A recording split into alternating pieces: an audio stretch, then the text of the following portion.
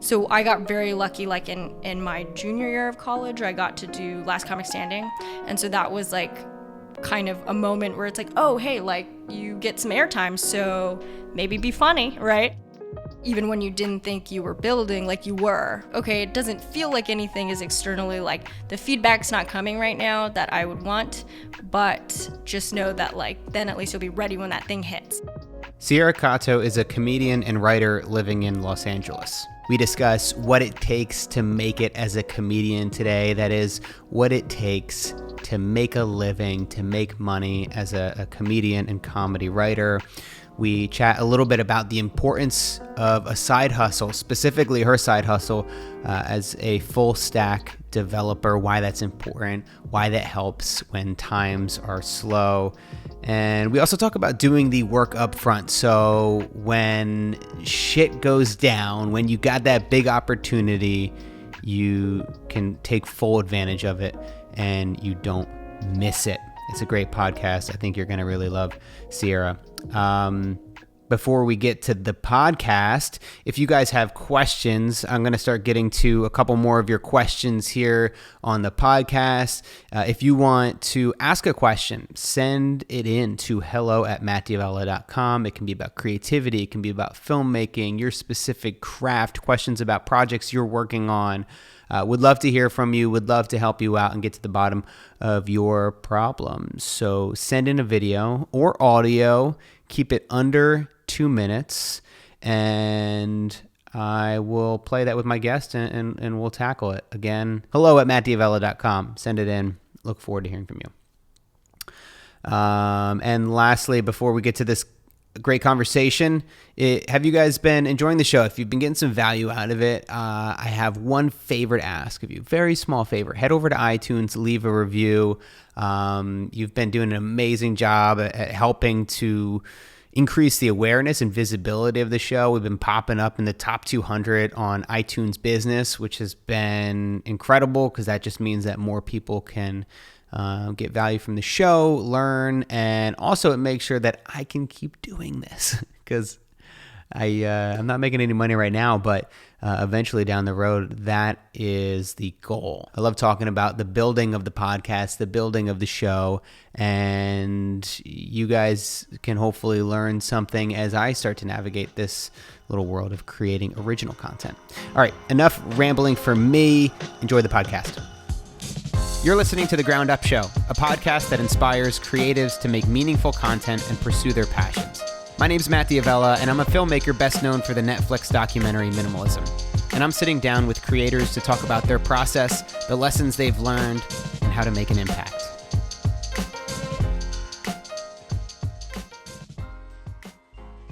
Sierra, thank you so much for coming on the podcast. Thanks for having me. Should we just hop right into it? Sure. I mean, if that's okay with you, if there's anything you need to tell me before we get into this. I know. It's going to get real weird soon. Okay. There's this weird segment in the middle. Oh, okay. No. Thanks for telling me. No, I appreciate you coming out here and doing the podcast. I had your friend Alexis on the show. Yeah, so cool. Yeah, that was a weird episode. Oh, I mean, she's just a cool person. I feel like she brings it into her tone. Even when I'm in conversation with her, I turn into a different person. Yeah. In a good way, but it's always wow, I didn't know I had that energy in me. Right. It's like being swept up in a river. Oh, totally. I guess this is where we're going now. Right. I'm like, wow. Cool. Yeah. So thanks for being here. Before we kind of just talk about your story and some of the work that you're doing or you've done, tell me a little bit about the work you do right now. What's your life look like? Oh, man. Okay. Well, I guess I do a lot of stand-up comedy, and that's kind of been my life for a while, but that's always happening, and I like that about it. I also just finished working on a TV show called Drop the Mic, which was like a battle rap show. It's on TBS. It's a lot of fun, but I was working in the writer's room. I was writer's assistant, and I've done that in the past for other shows as well.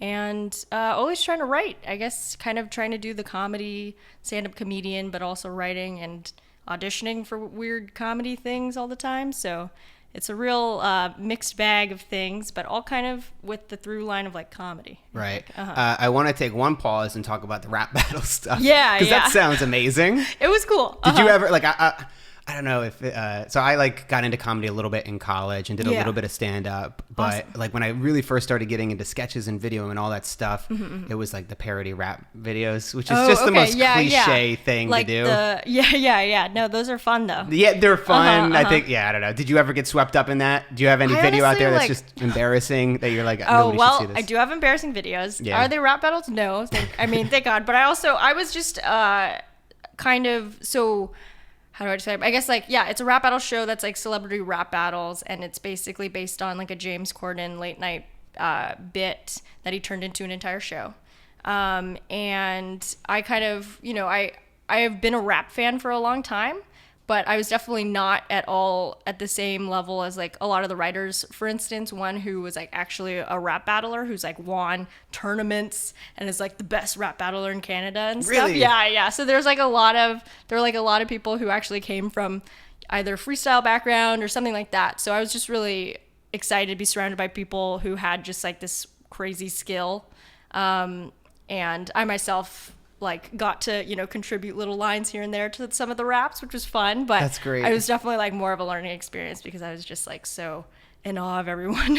Well, there is such a comedic element to Yeah. rap battles. It's very like roasty. Right, there's a punchline. Like you have to kind of reverse engineer the totally. jokes to make it land. Right, you're like, how do I tell this guy he looks like a wax figure? I gotta start from a place that's like, you're not gonna expect this, but you look like a wax figure. No, because that's the like thing that. when you get the crowd. Like I used to be into those like. Oh man, like all watching rap battles online. There was Yeah. this thing called Freestyle Friday on BET Oh, that I used to watch, cool. and there was this rapper Jin that was just like yeah, unbelievable, and he would just destroy people. Like I think like Right. it's like partly scripted, partly he has an outline of what he wants to do, but then when you go off the cuff and like you're like commenting on Yeah. the color of somebody's shirt. Right, then you're like, wow, how did they even do that on top of remembering all the other stuff that they wanted to say?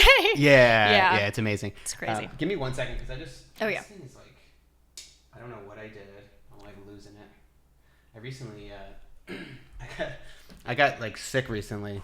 No. Well, I don't know what it is. I'm having all these like weird medical health issues where like I just break out in hives. Oh no, Yeah. that's the worst. This Okay. weekend we were at Anthony Jeselnik had Ooh, a show here sweet. in LA, and right before the show, my lips started to swell up. Uh-oh. And then I was like, this is concerning. And it happened like 2 weeks prior where it just like blew up and I didn't know what it was. I actually took some Carmex lip balm then and that it blew. I guess maybe I have an allergy to that. I mean, But then yeah. this time I didn't. But then I'm like sitting through the show trying to enjoy it at the same time being like I might be dying. yeah, is my throat going to close up? Like, right. Yeah, like, you never know. It might right. spread that way. You don't want that to happen. I know. So I've been like, I feel like it still got me. But anyway. Okay, well, I mean, Just in I'll case- let you know if your face starts to swell. If it starts to swell, if I pass out, Right. maybe just call an ambulance. Okay. I'm glad now I feel more comfortable now that you you're know in good that. hands. I know how to do that, I think. Okay, great. We'll be fine. Cool. So let's go back. Like, when did you first get into comedy? What was? Yeah. When did it? I guess so. I started doing stand up when I was like, I think sophomore in high school, so like 16. Did open mics around here basically. So I told you I grew up outside of LA, and so it was possible, to kind of go to and do some comedy club open mics. There's some who let me in, I think, when I was underage, and then gradually I could kind of do others, but they would like make me wait on the sidewalk, and then they'd pull me in and then make sure that I got kicked out afterward, Really? things like that. Yeah. Because as much as I was just there to do comedy and stuff, of course they like serving alcohol. It's a big nighttime thing. So so I did a lot of that, and then and so from that I've always kind of been big into stand up. And I mean, that's think- really young to be getting into stand-up at sophomore in high school. Yeah. I was on the young side. What'd your A lot of parents people think did. about it? Oh, they were very supportive. I think at the time, they're like, oh, cute hobby. Like, I think I played basketball for a long time, so they're like, oh, Yeah. well, this is like the new basketball. Right. Like, there's no future in it, but yeah, it's fine. So they would like drive me to open mics. This was like before maybe I got my license, say, Yeah. and then and they would come to shows, and I think have always been actually super supportive, and that's like, I'm very lucky, and I know I am for Yeah. that. And I think I kind of had to warm them up to the idea that like, okay, now I'm actually trying to pursue this too outside of just a hobby.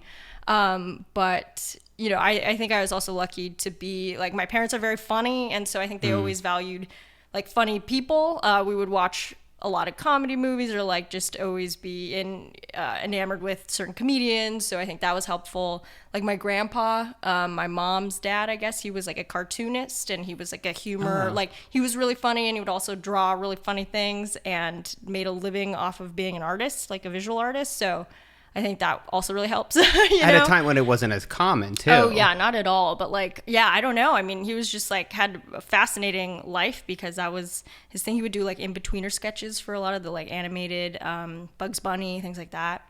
And what does that mean, in-betweener sketches? So back when, I guess, yeah, everything was hand-drawn in animation.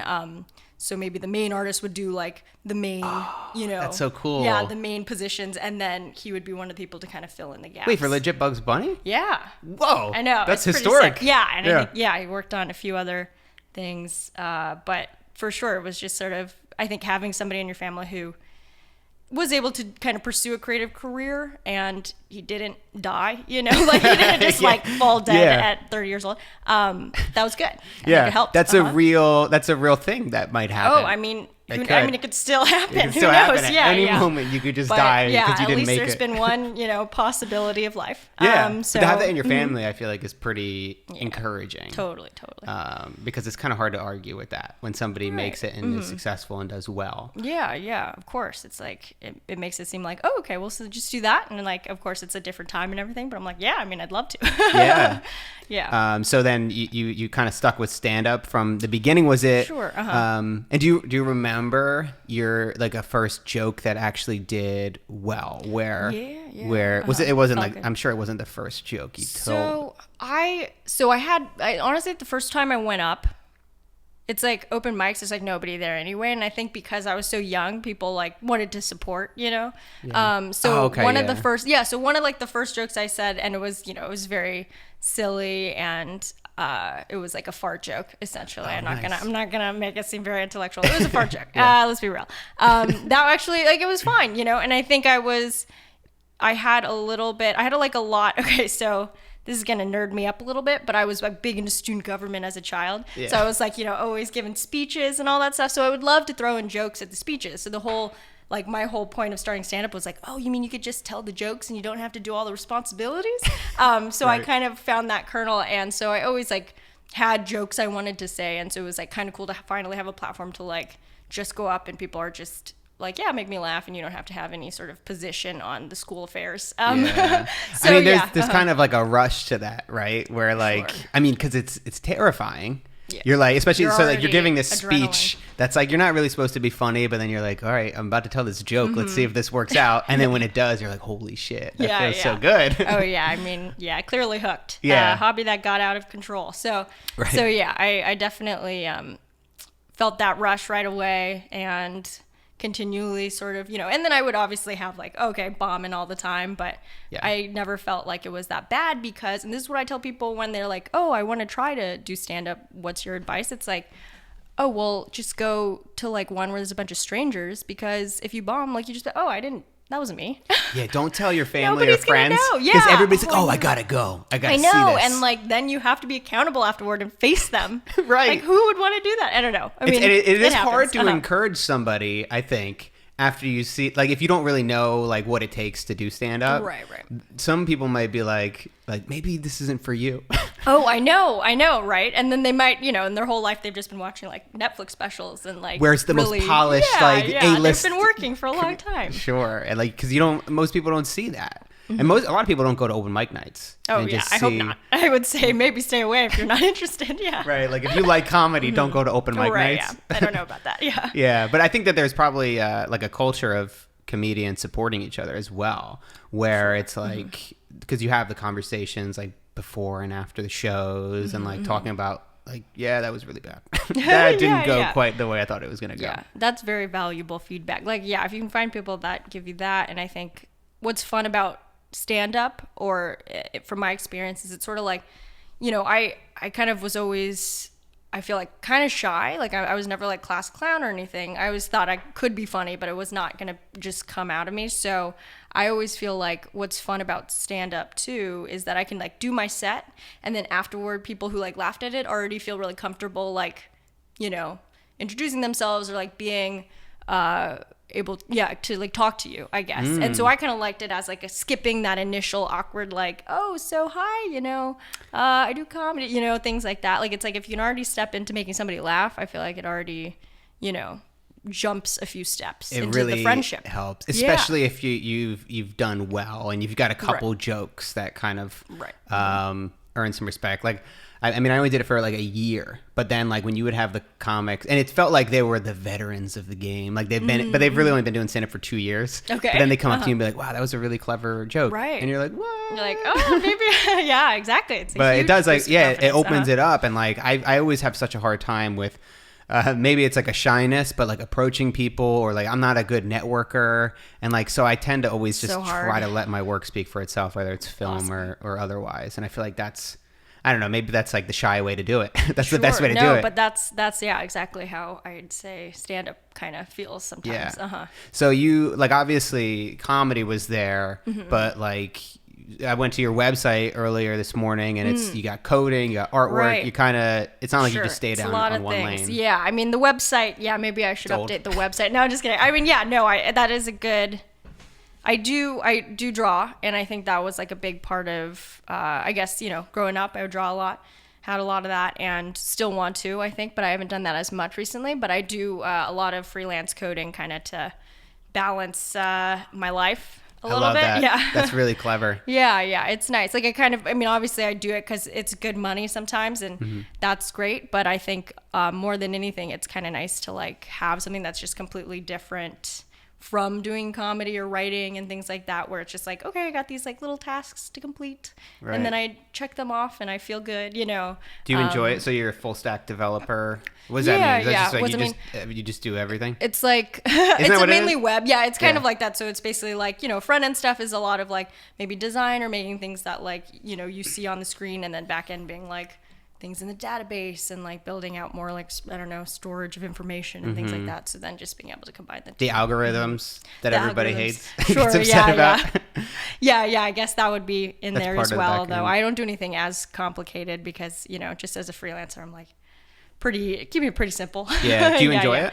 I like it. Yeah. I mean, so I like started coding a while back, and I studied computer science in college, and that was always sort of, something that I wanted to do. But then because comedy sort of took over, I felt like it's also like a great thing that I've just had in my life for a long time. I want to keep there, but I'm not necessarily as like ambitious about it. So I don't put it maybe at the forefront, anymore. Right. It's not like you don't see your future going in that direction. So right. It's nice to be able to make some money on the side from it, but it's not something you're going to invest a ton of time I mean, into. I kind of see it as like a hobby. It's like, maybe some people are like software engineers who do comedy at night, and then I'm kind of like the flip of that. Right. Yeah. Right? Yeah. So you said that it's kind of helpful to do something outside of that. Like what, how does that help the comedy? And like, you do see this with a lot of comedians where it's like, they don't just do one thing. Sure. I feel like you can't just do one thing. Yeah. Today. I mean, yeah, I guess, solely for like, just having something else to put your brain on, So I think it's hard too, working in, comedy, and then, which is also sort of like entertainment. There's not a ton of, or it's like a little harder to like achieve tasks, I guess. And as somebody who kind of comes from maybe like a school background where I was like, oh, I get my homework done, yay. I think I felt like it was kind of nice to have, something that's a little bit clearer. And then comedy and like sort of the creative side of things, that's a little bit more like amorphous. I'm like always working on things and pitching things, and then we're, doing stand up, which is fun and everything. But I guess, if there's a time where I'm like, man, nothing's really like happened for me in a while. Even though I know that's not necessarily true because I'm like always working on stuff, I think it's kind of nice to have like something where you're like, oh, and then I can like check little boxes over here. And maybe that's just like my personality, but I think that it kind of helps balance like just the way we gauge like accomplishment in a weird way. Like I think sometimes I feel as if it'd be nice to have a little feedback or something. And then, Yeah. and then like, yeah, No, I that know what sounds you super mean. nerdy, but no, I just think that like, it's like, oh, well, it's good to be like, okay, I did this little thing and that was like actually easy to do. And I think the same kind of gratification maybe comes from like doing the dishes, or you know what I mean? Like, or like cleaning your room. Like, why do we Making your clean our bed. room to like procrastinate? It's almost like a procrastination method for me in some ways. I've actually heard that where somebody said like the best advice I ever got was, and this is like Tim Ferriss, who's like, he's really well known. yeah. Mm-hmm. He's like, make your bed every morning. Just start out with a win, and just like kind of like a win. Right. It's like something very small, but it just makes you feel like you're, not a piece of shit. And especially small. as a freelancer, like grappling with doubt is part of it. Like that's how you actually keep going. Like, how do you keep going? It's really with getting the wins along the way. Cool. Yeah. And I guess that's a good question though, is like, do you bring some kind of structure to comedy? Like, how do you organize your day? Like, do you have to-do lists where you're like, gotta do this today?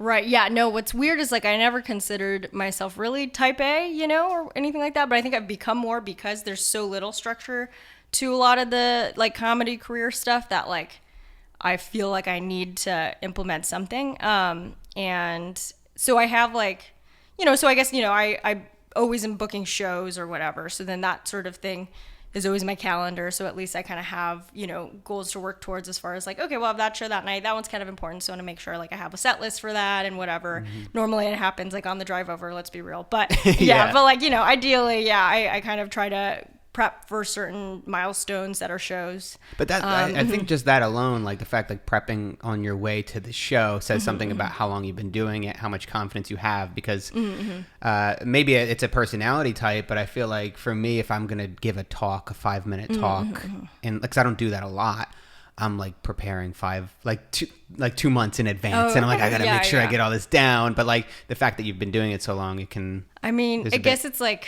it's that, and it's like the frequency of shows. So it's like sometimes I'll have weeks where I'm doing like a show every day or something, and that's even not as much as like a lot of stand-ups do. But in LA, maybe about standard or a little bit more. And so so I can't necessarily prepare too far because it's like, well, then I got one tomorrow, so I got to prepare for that one. Right. So so it ends up being a little last minute, but then the stakes of these shows is so much lower than actually like a talk or anything that would be like a scheduled event. Sure, I guess. yeah. I guess the equivalent in stand-up might be like if I'm trying to get a tape to submit for certain things, maybe like a late night set or something like that, then that would obviously be a big deal. And that's all about like even prepping for a big set could be doing other sets, right? So right, that makes like sense. Yeah, that makes a lot of sense. Yeah. So you were saying we're talking about like the to-do list, checklist type stuff, and the one thing would be just like the preparing for shows and kind of scheduling them out, and then I guess how else do you? Yeah, well, yourself? Okay, so here's the like weird, gross thing that I do now is I have a I can't wait to hear this. So I have like a spreadsheet that I call my dreams spreadsheet. Oh, I love it. Gross. Yeah, like I hate like the woo-woo type stuff, like a vision board. Right, it's like that, right? Well, and so I kind of was like, okay, well, here's the weird thing. Sometimes I'll go into like meetings or I'm talking to just a friend or something, and they'll be like, so what have you done? And I'm like, what have I done? And then, I like try to flash back into something like I've done and I can't remember anything. But I think it's just because, it's like a little hard to keep track of what I've done when they're not really like tangible things. So there's often things where like I'll list, I had that, I pitched that thing, that like show to this network or whatever. And like, sure, it's not like a real show on television right now, but it's still like a win in that I got to do that and that they, it could be happening, right? Things like that. So I'm trying to like keep track of sort of these works in progress. And then that way I can feel as if like, I kind of know that I'm working on stuff, I guess. Otherwise, because maybe I've been so used to being like, well, I got to wait till it's on the television for it to count, in the past. And if you do that, like it just, you'll never have a win for like years, and that's then really disheartening. Yeah, what happens when your joke gets cut and then you're like, and you're just trying to bank on that. Then it doesn't even count. But it's like, no, I mean, because like, here's a weird, funny thing. The first show I worked on, like, it was Take My Wife, and it was a sitcom, about the lives of Cameron Esposito and Rhea Butcher, who are two comedians who are married to each other. And they basically, like, we did a whole season, 8 episodes, and then it didn't air for a really long time. Like, it was basically like on CISO, which was this sort of digital network of NBC. And basically they, like, shut it down. So they're like, oh, yeah, so, like, all that stuff, it's not going to happen. And so we're just like, no. Oh, okay. Well, I mean, I still got paid. I still like learned so much. So at that point I was like, well, yeah, I can't necessarily think of it like when it airs, it's a thing, because then stuff out of your control can happen. And then you have to just realize like, oh, we had like a great time making it. I learned a lot. And then eventually got released. So that was exciting. But, that's amazing. Yeah, thank God. But it was like that sort of thing could happen all the time. I think I was in I did this MTV show where you did like stand up and then you like acted out your stand up set. And I was in a couple episodes of that and it got canceled like before those aired. So like, all these things happen all the time, but I think that was like one of the first things that happened when I moved out here. And I was like, oh, yeah, I don't know. Like, I guess I was kind of counting on that in a weird way, like in my mind. Yeah. And I can't do that anymore because then you're going to just feel like things aren't working out even when it's very normal. Yeah, you should be able to look back on it and say it was a great experience. Yeah. I think it's about managing expectations. Yeah. And not like kind of thinking, oh, this is going to be like expecting this to be the big thing, or at least a really big thing that's going to help. That's going to change my life. Launch you to the next step. Yeah. Mm-hmm. Yeah, it can be really challenging. Like you said, it happens all the time. I've had a couple friends that worked on a Comedy Central pilot called Delco Proper. It's about like outside of Philadelphia area, and they did a web series that did well. And then the pilot, I don't even know if I can talk about this. I think I can, but like the pilot didn't get picked up, and now they're like, but still, it's like it happens. But it's so frustrating. Oh, it's like you put everything, like all your time and energy into this thing for like maybe a year or maybe 6 months, and then for it not to work out, you're like, shit. All right, now what do I do? But then that's part of following an untraditional path, is that like you got to dust yourself off and just be like, there's more where that came from, I guess, right? Right. Yeah. And I feel the same way about people stealing things. Like I've had people take my videos and upload it to their channels, and I'm like, like I don't really care that much. I guess if they're making money off of it, that would just be weird, and I wouldn't like it. Legal situation. Yeah. I would hope. Yeah. But then I'm like, why? Too much trouble. I'm not going to stress about it. I'm not actually. Well, this happens all the time with our documentary Minimalism, and like people email me all the time where like people they just steal it and then they upload it to YouTube for free. And then so I get like all the time. It's like 10. When we first put it out, it was like 10 to 15 times a week. Oh, geez. New uploads would be popping up. Yeah. I see. Yeah. It's a big business. But yeah, so I would just kind of forward them along, and we would issue the copyright claim through YouTube. It doesn't take a long time. It's a pretty quick process. But like at the same time, I'm not going to waste any extra time and energy on people stealing stuff. It's a little bit different in comedy. That becomes a big thing, right? Yeah. Like where stealing jokes. Stealing jokes. Yeah, I wonder about that. Because like a lot of the jokes stealing conversations are oftentimes, like it's hard. Like I do feel like if you're a big comic, it's like so not worth it to steal a joke, Right. Because at that point it's like you have so much to lose. Honestly, just tell like a worse joke that you made up, Right. You already made it. Right. So I kind of feel like, it's not actually their intention, or that it's like maybe something where they, oftentimes comedians have writers, and then a writer like accidentally like watched them and then they forgot, and then they wrote it down and then nobody checked it, Yeah, I think that's probably where it comes more often than not. But who knows? But it's also like obviously there's where if it's just like a paragraph that's just pulled, then it's obvious.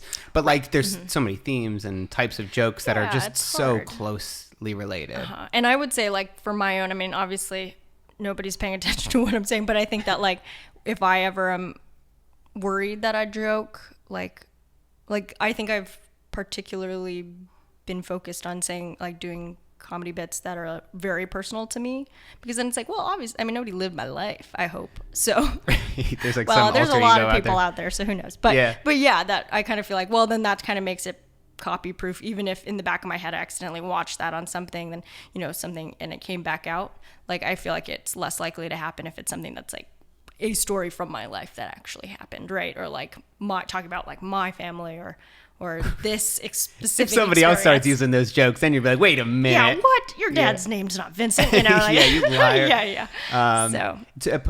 Was that obvious from the beginning to like put your personal life into your comedy? I think so. Yeah, I think I did it a little bit because I was worried about, just accidentally saying the same stuff and being the same comedian as other people. So there's a lot of that. I think also like being... Like, I don't know.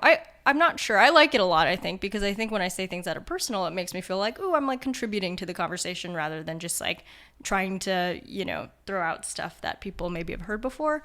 So I don't know. I guess there's that. I think a little bit more. I mean, especially now, like obviously huge conversation about like representation and like different, diverse stories and things like that. A lot of buzzwords, but I think that like I always felt like going out there and being a comedian and being this, like a young, woman and Asian American, whatever, definitely felt like, oh, I should try to like bring that into it a little bit more so that I'm not trying to, just be like, oh, I'm here to tell jokes, which I think is totally valid as well. But I think personally, for my own journey, I was like, yeah, I kind of want to, bring that into the conversation and acknowledge it because that's kind of fun. Right. And it's not a lot. There's not a lot of us, so it's kind of cool to be like, oh, okay, yeah, I get to be that. I get to be another, person from this demographic, and hopefully other people can relate to it. And I feel like I've gotten a lot of response from people, other young women or like other Asian American folks, and I like that a lot because I kind of feel like that's what I liked watching when I was younger too a lot. Mm-hmm. Yeah, I think sometimes people need to be able to see somebody like them that's had a similar background to them making it and doing well, to kind of give them the encouragement to step out and try it themselves. Totally. Yeah. Even just like doing it themselves. Like I think, yeah, outside of just, because sometimes it'll just be like, oh, that joke is sort of like my experience or something like that. Like I tell a joke, which I tell a joke about dating a white guy. And I think that's like very common now, like Asian white couples. Yeah, my girlfriend's Asian. Oh, okay, amazing. Yeah. Here we go. So, so I'm always like, so one of my things is like, yeah, if you like, we're in LA, like if you go outside and throw a rock, you'll probably hit one of us, right? Yeah, don't do that. That's a hate crime. But, that's but great. and I think that's funny really because every so often, and it's probably mainly in LA, but I'll do that. I'll talk a little bit about that in my relationship and things, and there will be like an Asian woman in the crowd or like an Asian woman, white man couple. Yeah. And I just like to see them either squirm or like laugh really hard because they understand. Right. That's amazing. That's so good. I feel like my girlfriend is less Asian than she is Australian. Sure. Like that. And that's one of those things, right? That you get. It's like, oh, where are you from? She's like, Australia. Yeah. And like, no, where you like from? Yeah. It's like, what does that mean? It's Singapore. Okay. Yeah. Exactly. Yeah. No, that's a big thing. Yeah. I forget who said that, had that joke. Oh, I forget his name, but he's like, basically what they're asking is, why aren't you white? Because nobody asks a white person, like, where are you from? Right. Yeah. Because, I guess I'm from Jersey. So strange. No, but where are you from? Italy? Like, nobody's ever asked me that once. That's but I don't, part of me is like, white? But part of me is also like the forgiving side of me is that they're just curious. They're, you know what I mean? Maybe they don't know a lot of people of color. They probably don't. Yeah, they probably don't. Well, because if they did, they wouldn't ask those questions. They would realize, right? They'd already have discussed this with their friends. I think, like, I get that a lot, and I think it's so weird for me too. And I talk with my sister about this all the time because obviously, same upbringing. Our great grandparents were immigrants, so we're like fourth generation or third generation, depending how you count that. So we've always been from Southern California, and our parents too. And I think we are always fielding those questions, and it's weird because it's like, at what point does it end? Because literally, like, I'm sure my grandparents got this question. I'm sure my parents get this question. I'm sure I get this question. So I mean, it's weird. It's a weird scenario, and like. And I mean, it doesn't make me more or less American that my family's been here, but I think that is also what they're asking, and they're like, well, you're American, but like, it's really like a visual thing because clearly, like, I don't know what else to tell, I don't know why else you're asking. It's not my accent. Right. And I guess, it's an interesting thing. I have a lot of people try to like speak a different language to me or ask if I speak a certain language because they want to return with that language. And I'm like, I don't even know those languages, even though you might think I do. Not even close. Because I did get that in Italy though. People stopping me. And then Natalie, she speaks a bit of Spanish, so she could actually understand what they were saying. Oh, cool. Right. And but I'm like Olive Garden Italian. I'm not like actual, like, Got it. Like, grew up eating like pasta and ketchup. So. Fine moi. That's the thing. It's like, wow, it's crazy because like how many generations removed, probably the same for me. Like my great grandparents came from Italy, and it's like, you're so far removed from that.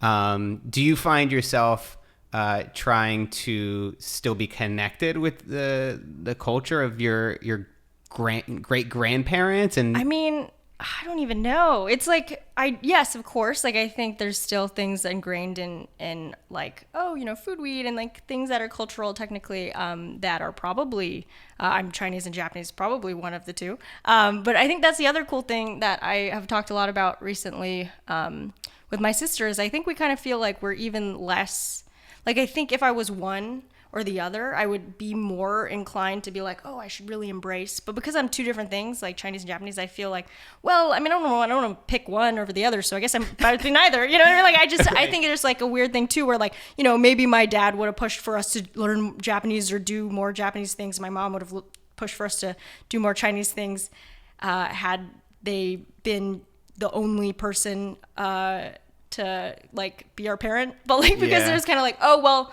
we should have an equal footing. So why don't we just both be zero? It was just like, it's just like a weird thing. I think when you're two different things or multiple things, I think you just feel like, well, I guess I'm American. And that like makes it kind of an even playing field. Like, I don't know. I think that's probably a good thing. I think we're all kind of just like our nationalities are just diluting down. Right. Yeah. To I mean, and one. Of course, that's not to say that anyone who's like a single like ethnicity or background is, oh, you're more that. No, of course not. But yeah, I think I've always thought like, well, maybe if I was one or the other, I would have felt a little bit more inclined to really pursue it. But because I'm two, it's just been like, oh, well, I'm going to just not try either. Right. Yeah. I think that there. But I just saw. There's Ugly Delicious is a new Netflix. Ooh, did I you watched see this? it. Oh, you Yeah, did? it's I watched fun. it too. Yeah. That to me is one of my favorite food doc series, but like exploration of food, and also it's like awesome. like people. It's like that's not real Mexican food, Right, and it's just that right. conversation it's the of whole thing. Yeah, but like Oh, man. that dude. What is his name? David Chang. David Chang. Yeah. He just the fact that he's like, we'll go to Taco Bell. He delivered Yeah, Domino's he loves in it. Domino's. Yeah, Right. I love Domino's. Do you love Domino's? I do. I mean, I'll just eat any pizza. Let's be real. But yeah, Domino's great. Yeah. $7 carryout. Oh yeah. Yeah, it's a little bit different though out here because you guys don't really have good pizza. Right. So I hear. I just can't believe that. Like well, and I don't understand why. I mean, I don't know. Maybe because you guys all like Domino's. I mean, yeah, I guess we're just like happy in our terrible, considered to be not great It's about pizza. you've managed your expectations with pizza. Okay. Yes. There we go. Definitely ignorance is bliss. Maybe when it comes to pizza. Sure. But it just seems weird that like I don't know if it's the ingredients or something, but I don't know if have you had like It's a a New York stark pizza contrast. or I mean you lived in Boston, so Yeah. I guess the pizza was more exciting. you don't know. I don't know. I don't know. I don't know. I don't know. Maybe there's nothing there. I just because I did like Domino's and like coming from like middle class family, not much money. Like it was like Fridays we'd order Domino's because it was super cheap. But then there like I think as you get older you start to acquire a taste for better foods. Like I didn't eat sushi until I was like 20 or something. Just because it was just spaghetti every day. Like it was spaghetti and butter, and that's all we ate. Have you started to get more into food as you've gotten older, or have you always been into it? Oh yeah, because I think when I was little, I just thought I didn't like to eat. Like I was very active, and it was like, well, I'd rather be doing cartwheels, than eating. What are we Who's eating? got time to eat? Wasting time. Yeah. But I think also like, my mom cooked a lot, so that was really nice of her, Jesus. But also like, I think we kind of had the same stuff all the time. So I was like, okay, this is my palate. I like this and I like this. And I still love all those, like I crave a lot of those homemade things that she made growing up because that's kind of just like the base of my palate. But definitely I think as I've gotten older, it's like, oh wow, like all these different things. And I think just generally like, all of our willingness to like spend money on food has increased a lot. I think it really has. Yeah. Cause like, I mean, friends are always wanting to go out and it's like, trying different things. And then you're kind of like, well, experiences. We are spending money on experiences. Yeah, that's what I would say with like the whole minimalism thing. It's like, it's an experience. Yeah, right? You don't have to take anything home with you. And then you end up spending way too much money on food. But and it also, if you do it too much, then I feel like it kind of takes the joy out of it a little bit. Sure, yeah, it becomes normalized, I guess, or whatever. That was a part of Ugly Delicious. That was like the different... how like I don't know if it was Korean food in LA has started to get really big, the Korean barbecue, and it's just all these different kinds of food that, I mean, look at Chipotle. Like that wasn't a thing. Like, I mean, I guess you could say Taco Bell before that, but it's not like, I think there's a quality difference there. Yeah. But the fact that it's just kind of spreading out all over the country. And I was in Ohio last week. It's like they got Tex-Mex, and I mean, obviously it's not real Mexican food, but like still the fact that people in the middle of the country are enjoying Mexican food is pretty interesting. Yeah, totally. Yeah, and it's funny because what was it? Or I guess just like Chinese food, I guess. My grandma lives in like Alhambra, Monterey Park out here, which is like where all the great Chinese food is. So we'll always get Chinese food when we visit her and things like that. But oftentimes people think like Chinatown out here is where you'd get good Chinese food. And honestly, I'd like never been to Chinatown growing up, and I think it's kind of like it was kind of more like touristy or whatever.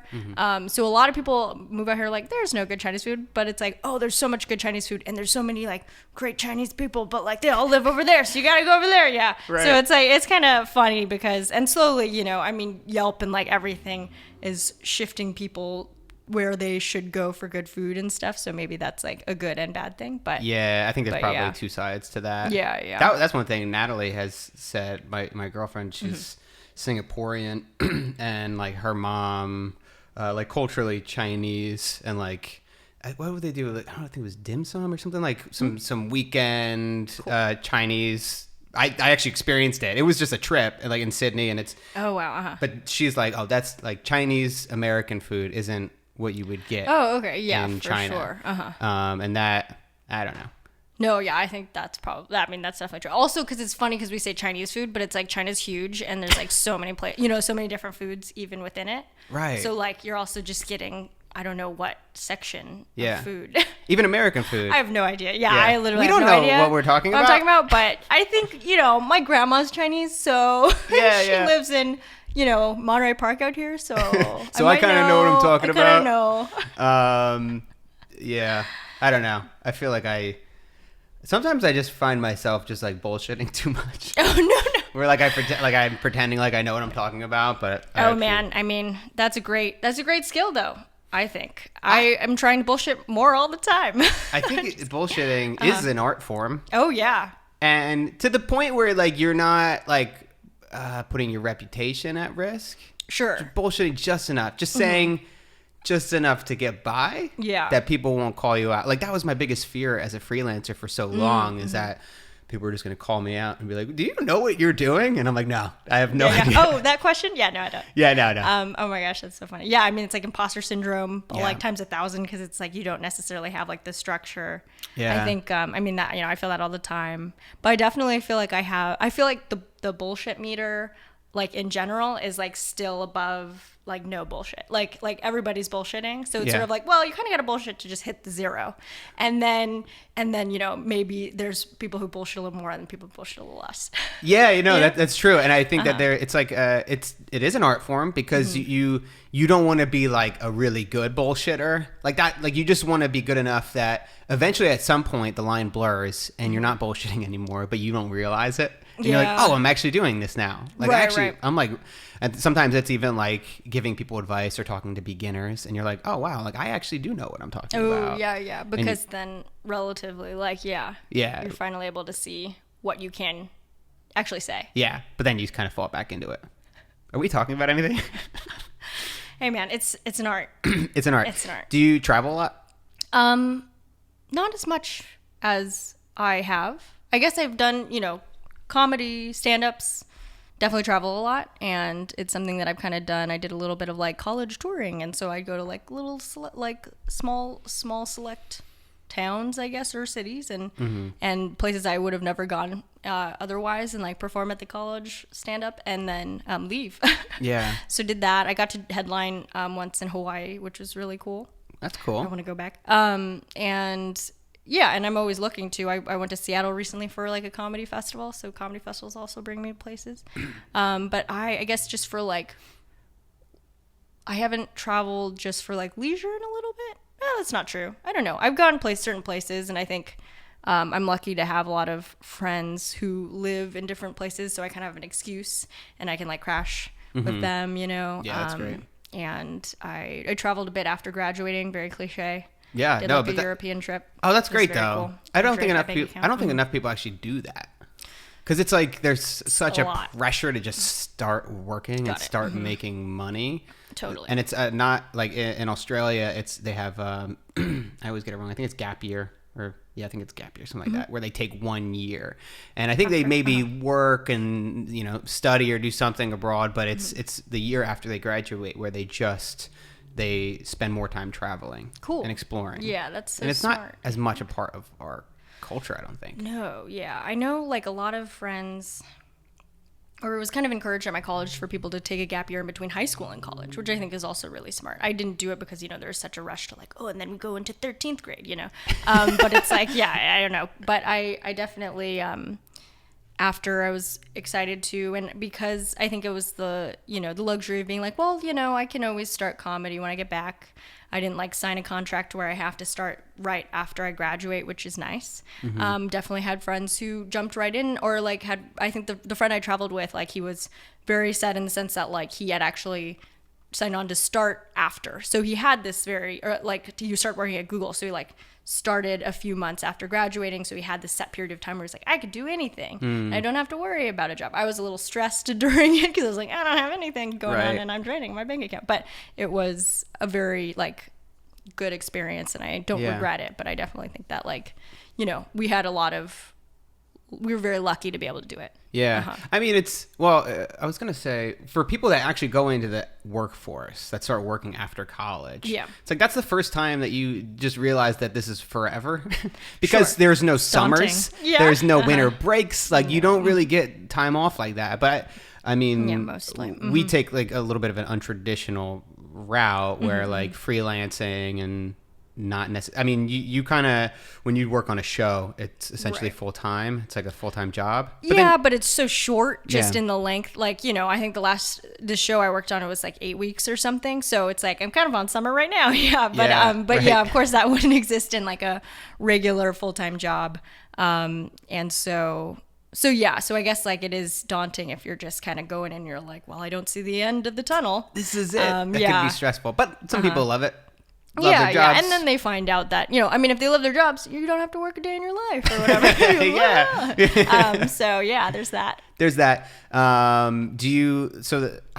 kind of like that structure where like, it's not massive commitments for you for certain shows where it's like, you can work on it for 8 weeks or a couple months and then you can go and kind of reassess the path that you want to go on. Totally. Like, I think, that is really nice because I think, say you don't like the people you work with. I mean, luckily I haven't had that experience yet, but like, then you can be like, well, you know what? I just have to like smile for like 3 more weeks and then I can get out of here and try to find a new place to work. So that's great. Or you feel like you can, readjust your path if you're like, I mean, for me, I've been working as a writer's assistant and it's cool. I mean, I still get a lot of the writerly experience, but I think there's a little bit of like, okay, I think for the next one, I'm really going to try to go hard and try to like graduate to that like writer position or try to find something where I like start my own project or something. And I think it gave me a little fire, under me so that I could, move forward. So it was nice that it was kind of short so I could not feel like I was stagnating for too long. And I think before I started, I definitely didn't feel that way. Before I started, I was like, I'm happy for anything. And like, this is a great opportunity. I love rap, So I think it was good to, have that sort of growing period and then cut it off and then be able to kind of start fresh. And now I'm thinking about, what's my next move? I guess the trade-off is like, I'm not employed for very long. So there's definitely like panic, like, oh God, now I gotta, now I'm not making any like income that's steady. So I got to figure out, get more coding jobs or like figure out how to displace that by doing a college show or something. So it's very, it's like a lot more panic, but I think it's a good trade-off in it for my life because I'm lucky enough to be like, well, I can code if like the day comes where I have no money. And I can, you also work from home so I can like work on other projects while I'm doing that. So I think that's definitely the biggest struggle when you're, like we talked about before, was just dealing with the doubt, but then there are these lulls as a freelancer, as somebody who's on an untraditional path where where work is slow. And that's especially true in the very beginning when you're not getting paid as much, when the work is a little bit harder. You're like, all right, like I just need to stick it out until I get another gig or another job. And how do you find yourself approaching those situations where you might be busy in terms of like doing work or doing stand up, but you don't have that next job in sight?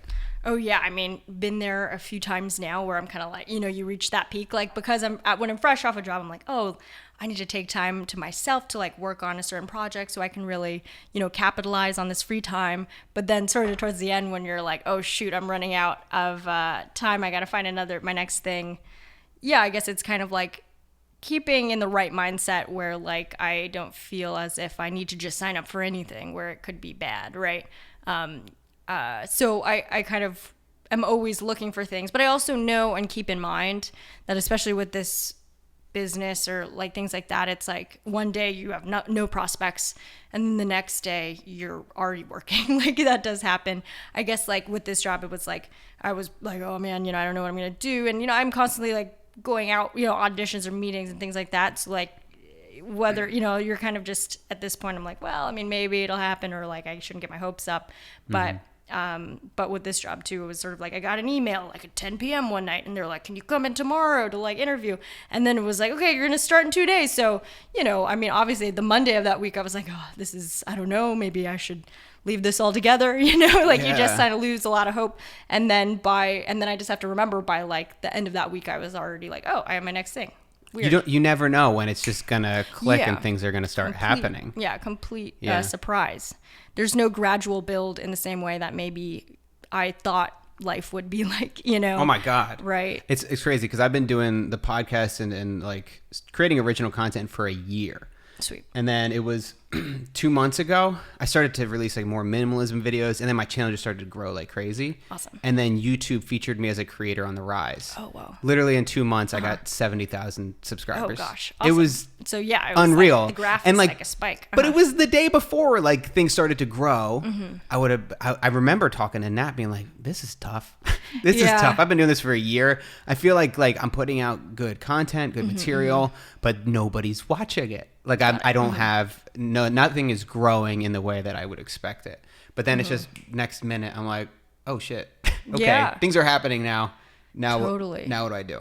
That's awesome. Yeah, and I mean obviously like that's cool because it's like even when you didn't think you were building, like you were, right? So I guess it's sort of keeping in mind like, okay, it doesn't feel like anything is externally like the feedback's not coming right now that I would want, but just know that like then at least you'll be ready when that thing hits, Right. And I guess that's like a big part of entertainment, but also what I've noticed with stand-up is it's like, so like kind of being ready when something hits is like super important, right? And like, I don't know if so I got very lucky like in my junior year of college, I got to do Last Comic Standing.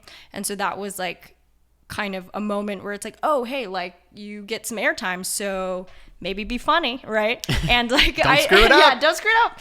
And I mean, I had like also nothing to lose. Like I was in such a lucky position because I think there are obviously comics there who had been doing it for much longer. So it was sort of just like, be somewhat funny and everybody will be like, wow, the dog can talk kind of thing. Like it's like you're young and you can tell a joke. Yeah.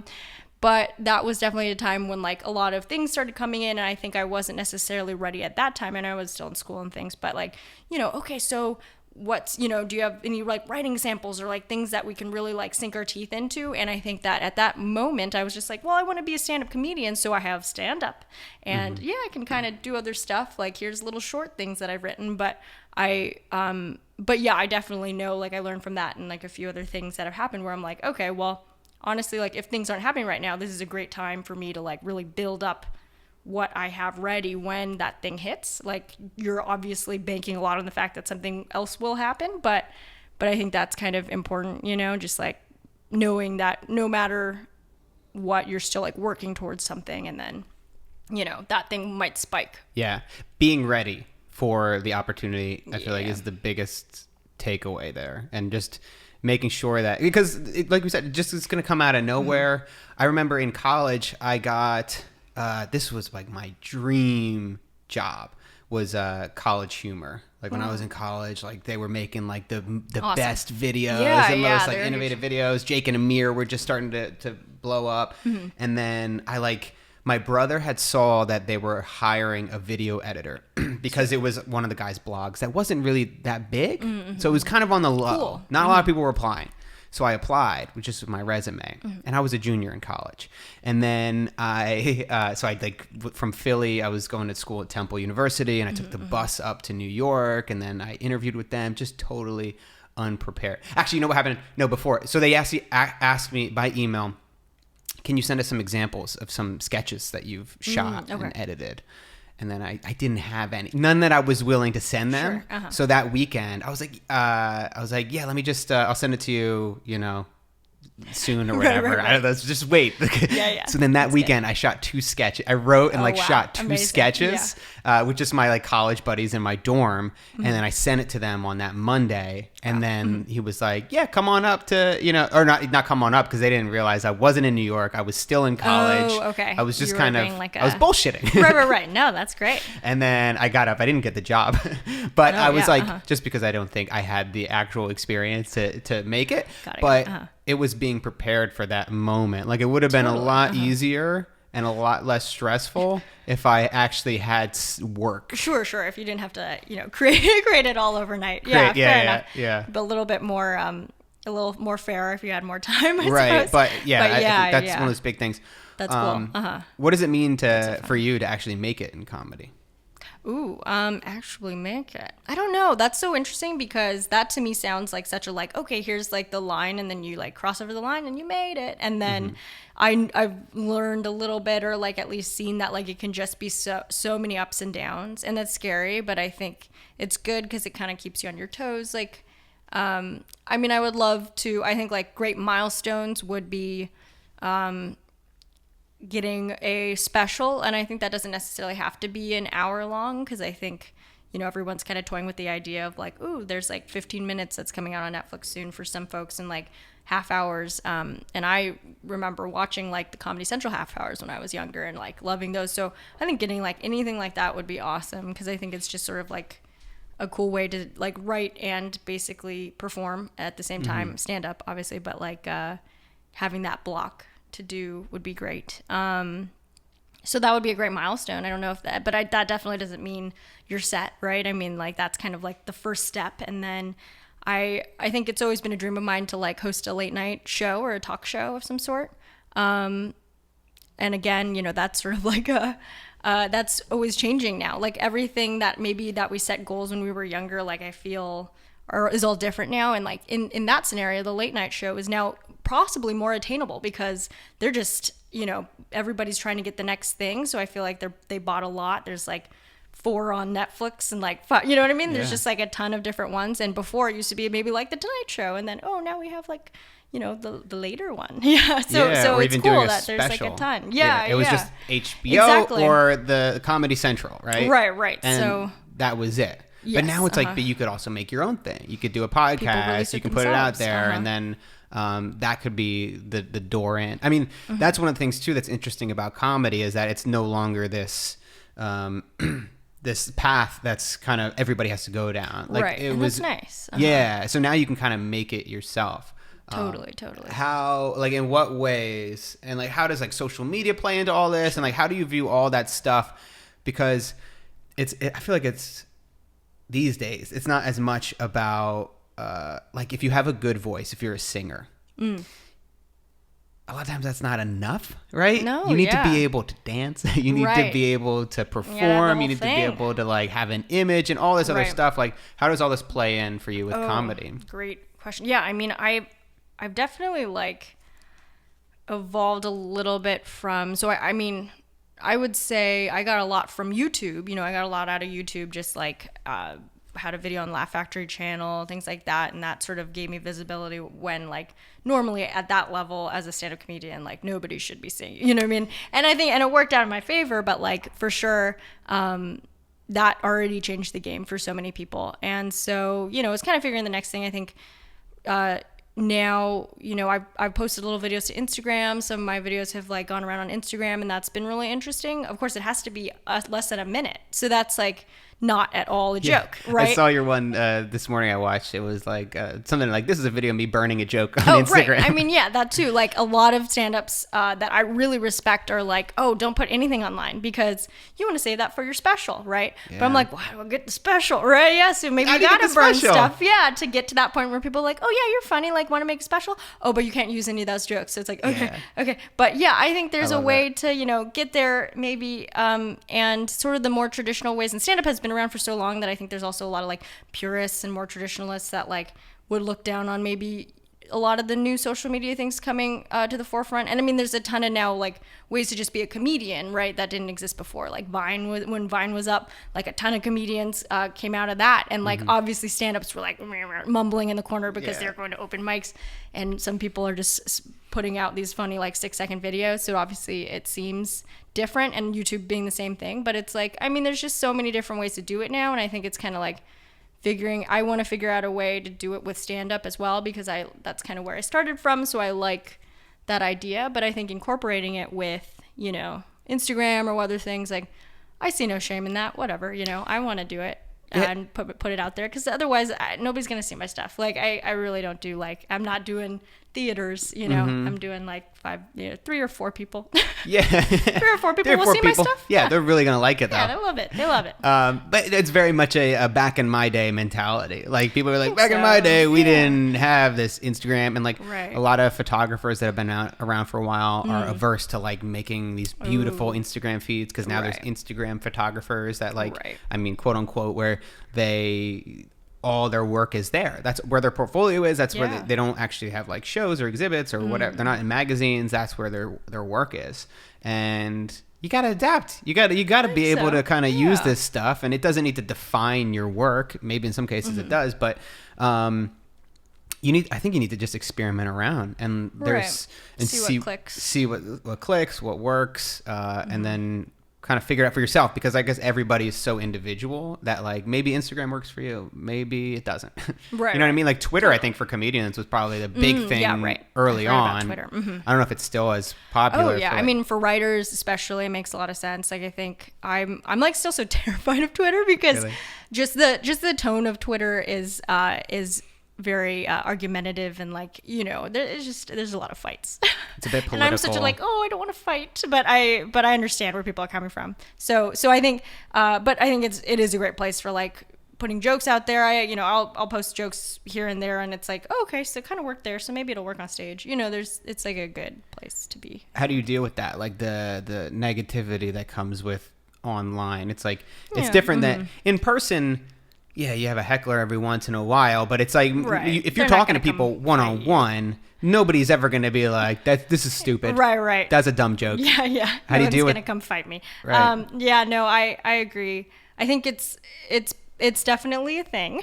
I think I had some videos online, and people would like comment on them, or they'd like they're trolls, so they like really go through all the measures to find you, and my name is only my name, I guess. So go on my Facebook, they'll go in my email, things like that. So it's like a lot. And it doesn't happen all the time, but every so often, if especially one of my videos from a while back, I think people take issue with sometimes. And I totally and sometimes people have valid things to say, and it's like, okay, cool. Maybe I respond. I don't know if I've ever responded to many of these, but sometimes they're really bad. And then I think I learned just to, not even look. And I think it's, everybody says this, but it's so tempting to look, right? And I turned off my notifications, things like that, like for YouTube comments or things like that, because I think sometimes I would wake up to it. Because that's the thing, it's like trolls will oftentimes trolls will exist in the nighttime, right? So it's like, if they're posting at 3 a.m., I'm not awake, then I wake up to it. It's like, it's not a 10 a.m. thing or whatever, right? You know what I mean? It's just that way to start the day. So. Yeah, you don't want to start out with somebody just destroying your confidence. Yeah, I don't know. It's like, I don't know. I wouldn't recommend it. I prefer coffee in the morning. Yeah. I think you're right though. It's about taking control of that. And the hard thing that I have is, and now I try to schedule it in where I'll be maybe an hour a day. I either respond to comments / check email and just kind of batch it in. Otherwise, I'm just a checker, like we all are. Right, I gotta check. Have I checked email in the past 5 minutes? I better check again. Oh, with the comments is tough because it's great to see the positive stuff. Yeah. And the people that are affected, and you've made an impact on somebody's life. That's how do you balance the two? Do you just say, screw it, I'm not gonna look at anything? Right. It's like, I think sometimes I just have to be like scrolling and just kind of like look. I feel like I do that too, where you're like, it's a bad one, just keep going. Yeah, no, for sure. I just kind of like look for the keywords. But no, I don't know. I guess, yeah, because it is important to get the positive, and I think that's like, and then the other interesting thing, and I think that comes from, being like a woman online, is like, there could be positive that's actually negative, or just like being like, being creepy. And it's like, well, I don't want that, because I'm not telling jokes to be like creeped on, know? So that's also like hard to kind of, how do you take that, It's like, I don't want to. I feel bad for like, just like female YouTubers, like the kind of shit they have to go through. I'm like, shit, because I don't get any comments about my appearance.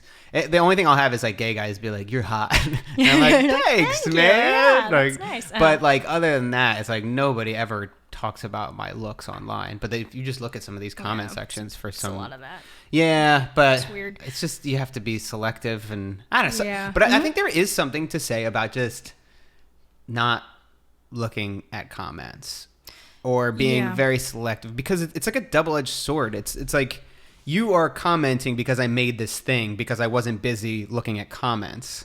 So it's like, shouldn't I just keep making the stuff that you're enjoying? Yeah, rather than just kind of like soaking it in all the time. Right. Yeah. I mean, that's just a weird thing. That's like, I think it also, pertains to just like Facebook, or like any social media, where you're like, oh, let's see how many likes I got, because I think that can just get out of hand in a way where it's like, well, who am I?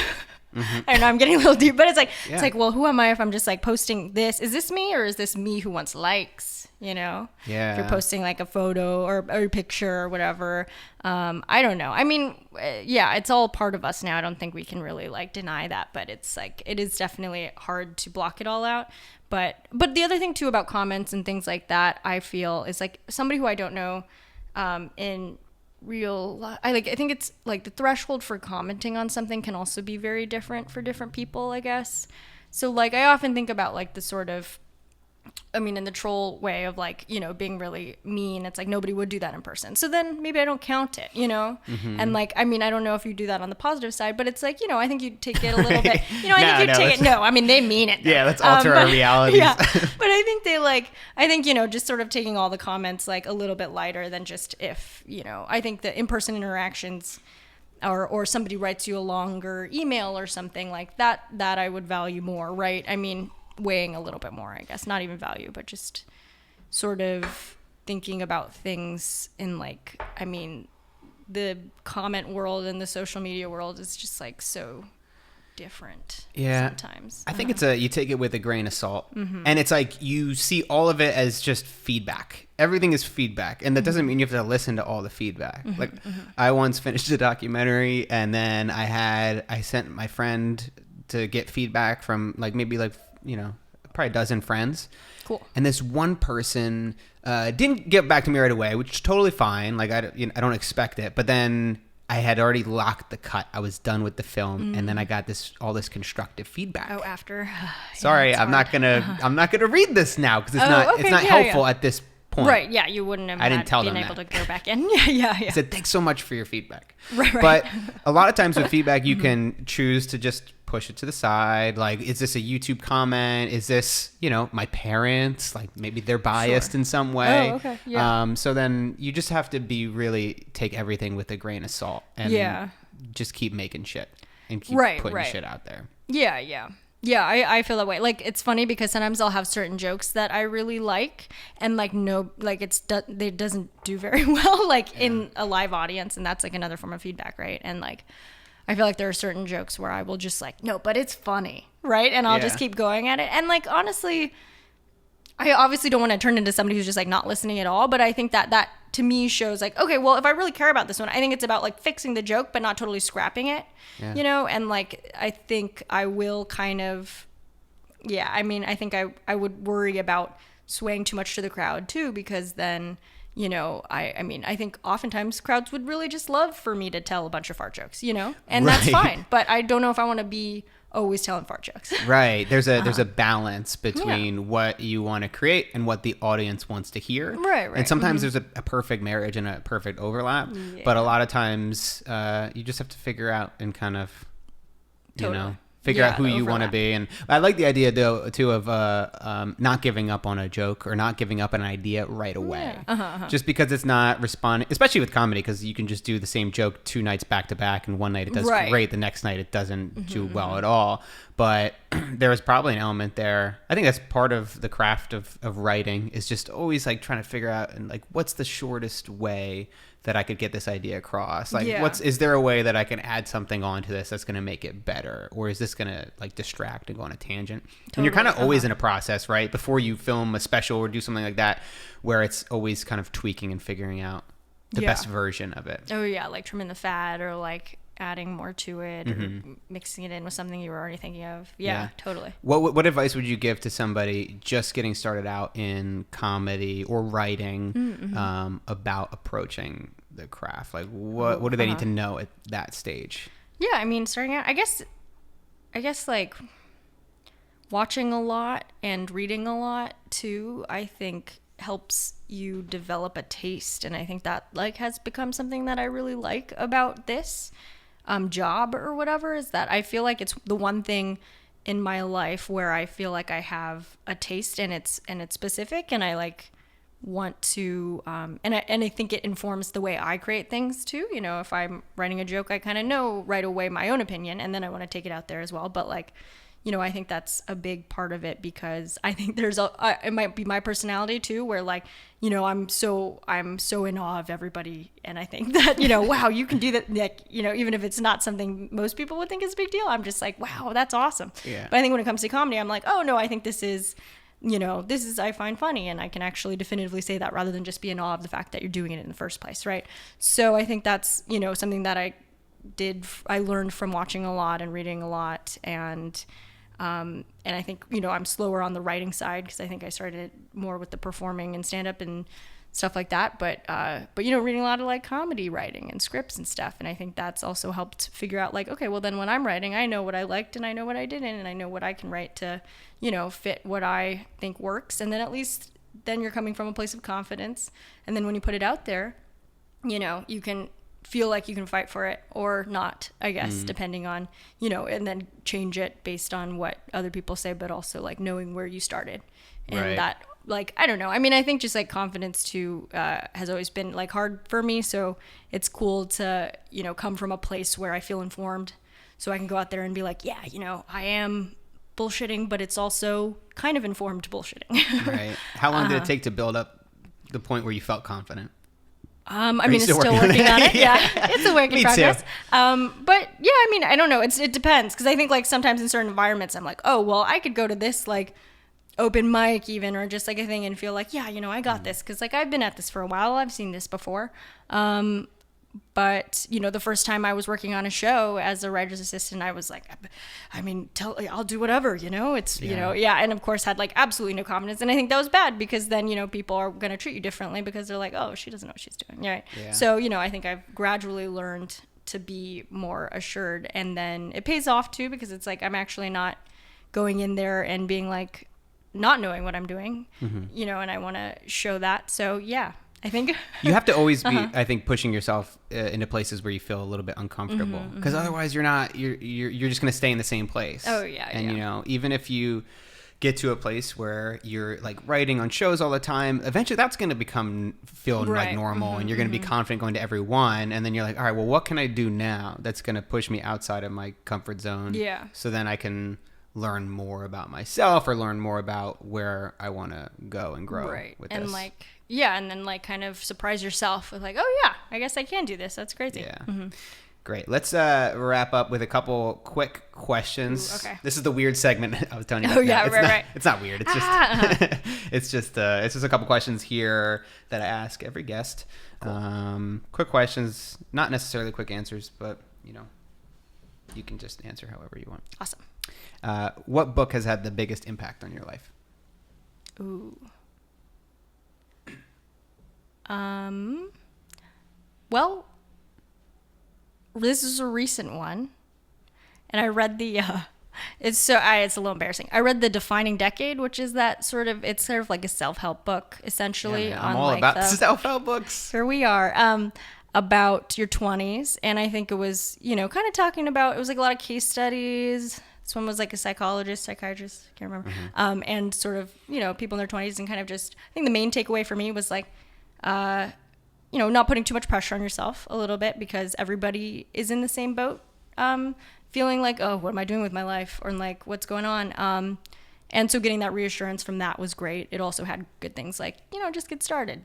Even if you make the wrong choice, like you'll know that was the wrong choice, and that's further than you would have if you never even got off your butt, right? So I think you need that kind of motivation, especially at the beginning, but even throughout. Because I remember when I first started freelancing, I just read so many books. I would keep like kind of a spreadsheet of just all these books that I would read and just go from one to the next, just because I needed encouragement. I needed other people to tell me that it was possible. But then you still need that. Like that doesn't go away. Right. It still helps, and it helps to learn about new things. What one skill have you leveraged in a way that you think others haven't? Oh dear. It's like an interview question. Yeah. Where do you see yourself leveraging the skill within our company? Yeah, what's your weakest? So I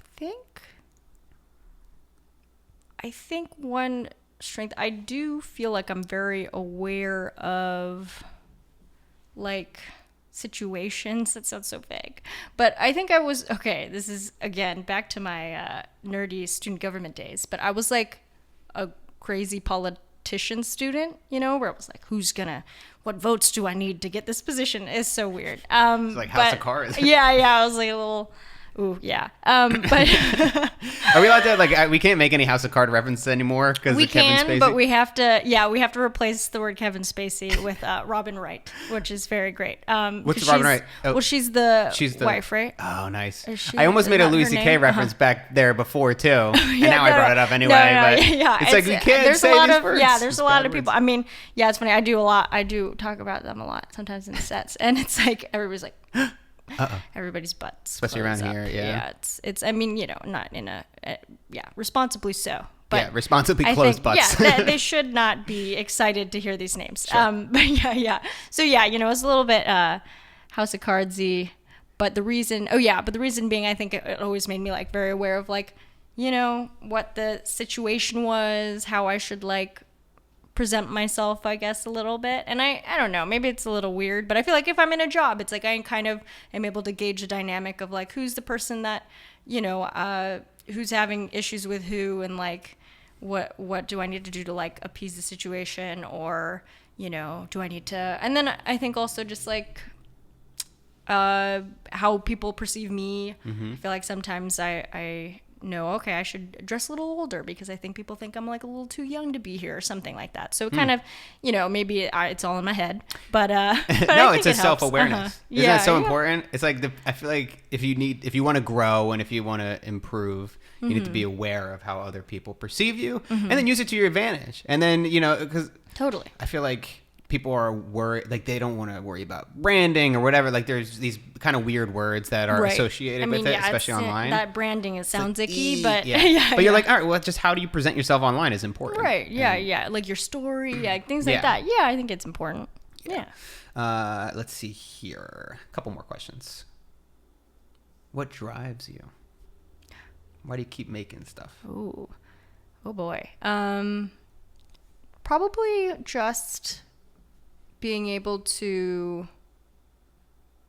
I think I like that adrenaline rush of like, oh, I think I got an idea, and like the possibilities are endless. And also just liking that we get to do this in the first place. You know what I mean? Like, I think I'm trying to stay awestruck and stay like, oh yeah, this is just so cool that like this can kind of maybe be my job. I mean, I've yet to fully get there, right? But I think that like, thinking like, oh, this is kind of a weird path, and I like being different, and I like, having sort of the possibility of like, this wasn't something that, people could do a while back. I don't know. Yeah. I guess that it just feels like, oh, this seems like I got really lucky. I'm at a good time right now.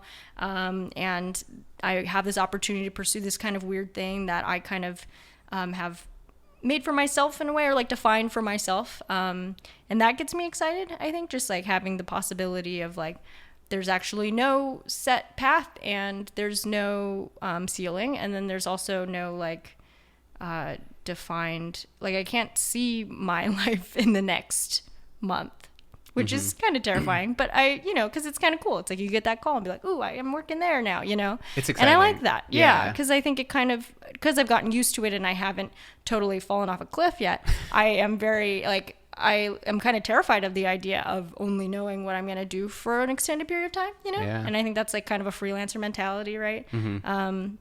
So I think that kind of drives me, just sort of being like, ooh, what's going to happen tomorrow? Yeah. Well, you got to take the highs with the lows. And that's the only way that you can actually enjoy those moments when things do work out. Right. What one thing should people read, watch, or listen to before they go to bed tonight? Oh.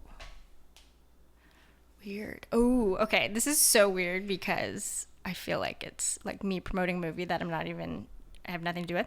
But I auditioned for this movie, which is why I watched it. And I'm always watching movies. I'm like, who got the part? And, and I'm like, oh, they're much better than I. Yeah. Oh God, people are talented. No, but yeah. So so there's this movie called Brad's Status, which is like a Ben Stiller is Brad.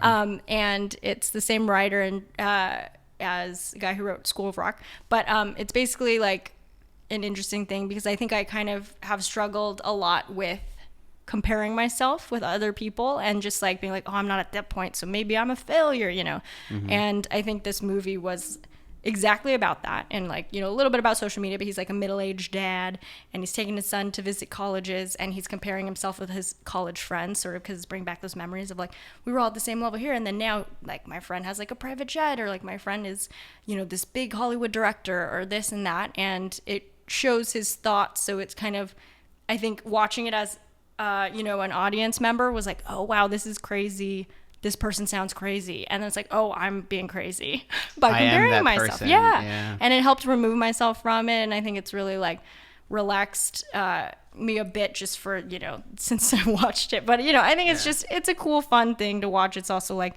funny and a good movie, but I think if people have an issue of like scrolling through Instagram and being like, man, I wish I could look like that or do this or whatever, like that's definitely something I've struggled with. So I think that really embodied it well, and then also made me see it from an outsider's perspective better. That's great. Brad's Status. Yeah, Brad's Status. Amazon, I guess? It's on Amazon Prime, so it's like, cool. Sweet. it's like, if you have Amazon Prime. Nice. Yeah, I'm gonna watch that. All right, last question. How should people connect with you online? Ooh, I guess, I mean, we talked about Twitter. Everything's my name, so Sierra Katow, SIERRAKATOW. Same for Twitter, Instagram, and I guess Google. Just Google your name. You want to Google my name? Google me, bitch. Google me. No. Sweet. If you want to leave terrible comments, I'm always there. Yeah. Only positive Clearly, comments, guys. I take it with a grain of salt. So. Great. Thank you so much for doing the show. Thank you. Great. And that's the podcast for today. Hope you guys enjoyed it. Thank you again for listening. Thanks for tuning in. I really appreciate your support. Gonna send you off with a quote. I didn't prepare a quote. I don't know why I said that. God. You ever just start a sentence and you have no idea where you're going with it, and you're like, I hope this makes sense by the end. I would be the worst at improv. So anyway, thank you for listening. Go to groundupshow.com for more stuff about the podcast, for other episodes and all that good stuff. Lots of videos. I've been making lots and lots of videos lately, so check those out. Appreciate your support. See you next week.